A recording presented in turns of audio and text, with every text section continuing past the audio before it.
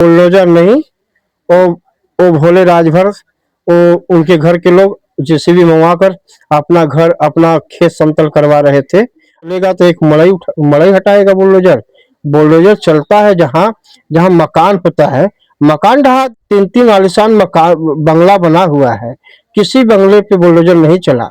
एक अजूबा देखा था, ये तो आठवां अजूबा देखा कि बुलडोजर जो जाकर मड़ई छप्पर है छोटा सा, उसको हटा रहा है। 50 सदस्य होते हुए आपके पास फॉर्च्यूनर गाड़ी, चार चार फोर व्हीलर गाड़ी, तीन तीन मकान, करोड़ों की संपत्ति कहाँ से आपके पास आ गई? उत्तर प्रदेश का वो दूल्हा हत्याकांड जो आज 21वें दिन तक चर्चा में बना हुआ है। हमारे साथ एक निषाद नेता हैं जो वीआईपी के जिला अध्यक्ष हैं।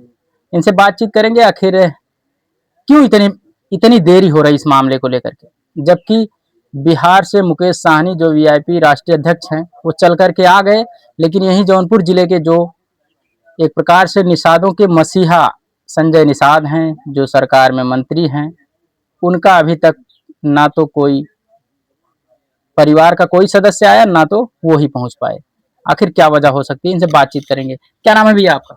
मेरा नाम एडवोकेट इंद्रजीत निषाद, जिला अध्यक्ष विकासशील इंसान पार्टी जौनपुर जी। और इस मामले को तो मैं पार्टी से नहीं जोड़ता हूँ, ये पूरे समाज की बात है। और जो अपराधी होते हैं उनकी जात एक अलग होती है, और इस समाज की लड़ाई के लिए हम लोग पूरे तत्परता के साथ पूरे ईमानदारी से लड़ रहे हैं, कि संघर्ष कर रहे हैं कि न्याय हम लोग कितने जल्दी पा जाए। आज 21 दिन हो गया। मैं सबसे पहले आप सभी जितने चैनल बंधुओं को मैं धन्यवाद देता हूं कि आप लोग आकर इस आवाज को उठा रहे हैं।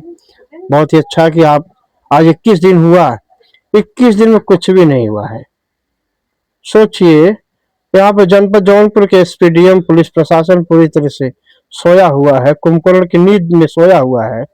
और अभी तक ये पुलिस प्रशासन चाहती है, आखिरकार किसके दबाव में? किसी का दबाव है, किसी सरकार में रहे नेता विधायक मंत्री के दबाव है, नहीं तो दबाव नहीं होता। यही पुलिस प्रशासन 21 घंटे के अंदर अब तक इनकाउंटर कर दी होती अपराधियों का। अभी तो आप कह रहे हैं पुलिस प्रशासन काम नहीं कर रही, प्रशासन ने बुलडोजर चला दिया, सुन रहे हैं भोले राजभर के घर पे। और बुलडोजर नहीं, वो भोले राजभर, वो उनके घर के लोग जेसीबी मंगवाकर अपना घर अपना खेत समतल करवा रहे थे। अब बुलडोजर चलेगा तो एक मड़ई हटाएगा बुलडोजर। बुलडोजर चलता है जहाँ जहाँ मकान होता है, मकान ढहा दे। तीन तीन आलिशान मकान बंगला बना हुआ है, किसी बंगले पे बुलडोजर नहीं चला। एक छप्पर मड़ई है, उस मड़ई को क्या कर बुलडोजर वहां पे टच कर रहा है। बताइए, ये तो देश का हमने 7वां अजूबा देखा था, ये तो 8वां अजूबा देखा कि बुलडोजर जो जाकर मड़ई छप्पर है छोटा सा, उसको हटा रहा है। बताइए कितनी बड़ी अपमानित करने वाली बात है कि जहाँ पे जो कि खुशियों वाला पल को गम में बदल दिए ये अपराधी खुलेआम यहाँ पे असला लहराते हुए गोलियों से चलाकर हत्या कर दिए। बताइए, वहां पे इस तरह से अपमान आज आजाद बिंद के साथ पूरी तरह से अपमान कर रही है सरकार और पुलिस प्रशासन। और ये बुलडोजर क्या वो दिखाकर पेपर में छपवाकर सिर्फ परिवार को सांत्वना दे रहे हैं। आप के समाज के मंत्री हैं जो बड़े बड़े मंचों से रोते हैं, वो भी भोकर भोकर के रोते हैं कि हम अपने समाज को सुरक्षित नहीं कर पा रहे हैं। वो रोने वाले लोग हैं, वो रोते रहेंगे, रोकर समाज को इमोशनल कर रहे हैं कि मेरे समाज कितना मेरे साथ है। मैं रोऊं तो देखिए कितना मेरे समाज मेरे साथ है। आज समाज उनके साथ ये खत्म नहीं है, उनका साथ छोड़ दिया है। इसलिए कि आज उनको वो समाज की नहीं है, वो अपने परिवार के बारे में सोचते हैं, समाज के बारे में सोचते यहाँ पे अब तक आ गए होते। और एक फोन करने के लिए यहाँ पे जो है कि आजाद बिंद के परिजनों के बीच में उनके पास समय नहीं है आने की, बात तो बहुत दूर की बात है। और भारतीय जनता पार्टी में बैठकर गुम और गुलाम बनकर गुलामी कर रहे हैं। उनके पास इतनी हिम्मत नहीं है कि वो जो है कि इनकाउंटर करवा दें। मैंने उनको फोन लगाया था शायद, तो उन्होंने कहा कि पहले तो जो गालियां मुझे मिल रही हैं फेसबुक और सोशल मीडिया के माध्यम से उसको बंद कराओ, इसके बाद मैं आने का प्रयास करूंगा। देखिए, आम जनता है, क्या मोदी जी को इतनी जनता गाली देती है? क्या मोदी जी फोन करके मना करते हैं कि हमें गालियां जो मिल रही है उसको बंद कराओ? ये जनता है। अगर आप ऐसा नहीं करते आप, तो गालियां क्यों आपको देते? कौन सा गाली दिया है? सौम्या के परिवार के लोग गाली देते तब न उसके जिम्मेदार होते। सौम्या के घर के लोग अगर गाली देते तब न उसके लोग जिम्मेदार होते। आप तो एक आए नहीं और उल्टा आरोप आप लगा दिए।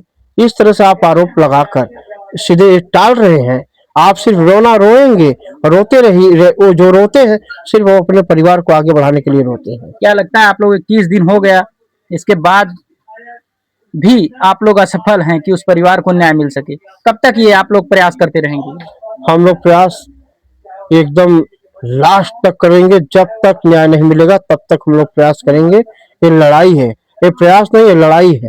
ये लड़ाई हम लोग की जारी रहेगी और हम लोग परिवार के साथ पूरी तरह से एकदम तन मन धन के साथ एकदम खड़े हैं, डटे हैं। हम लोग पीछे हटने वाले लोग में से नहीं हैं। आपने कहा कि उनके पास 3-3 आलीशान मकान है, लेकिन इसके बाद भी जो बाबा का बुलडोजर या प्रशासन का बुलडोजर है, ये केवल चलाया जाता है तो एक मंडई पर चलाया जाता है।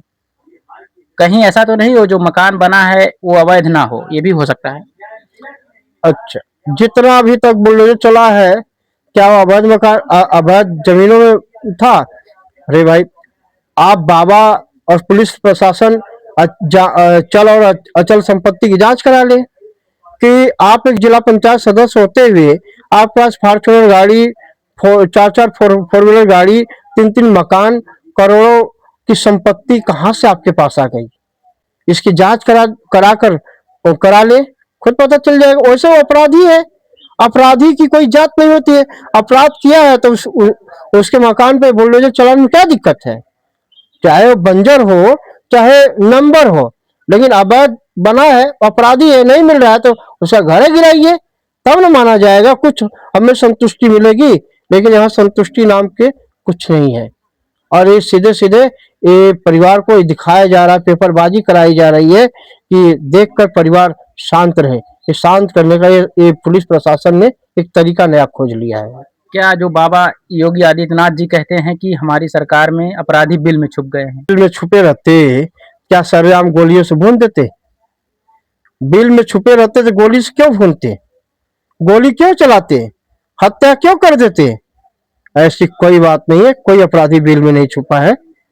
और इतना डर होता तो आज शादी करके आते आजाद बिंद अपने घर में, तो अपने परिवार के साथ रहते और यहाँ पे एक सदस्य और बढ़ता और उनका नया जीवन का नया अध्याय शुरू होता। क्या मांग करेंगे योगी आदित्यनाथ जी से?